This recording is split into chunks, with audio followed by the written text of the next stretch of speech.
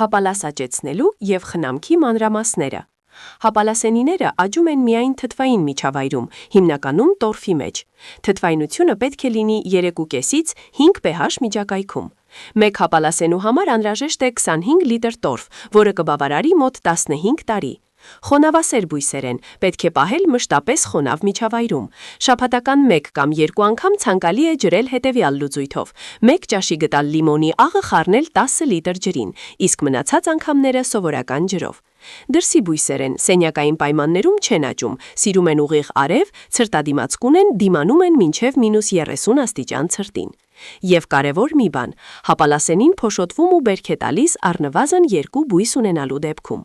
Մեր 4 և 5 տարեկան տնկիները գտնվում են 1 լիտրանոց տարաներում, իսկ 6 տարեկանները 5 լիտրանոց տարաներում։ Արժեքները հետևյալն են. 4 տարեկան 5000 դրամ, 5 տարեկան 6500 դրամ, 6 տարեկան 8000 դրամ, տորֆ 50 լիտր 9000 դրամ։ Բերիլենդ, Արմենիա, 094 24 50 14, 044 24 50 14։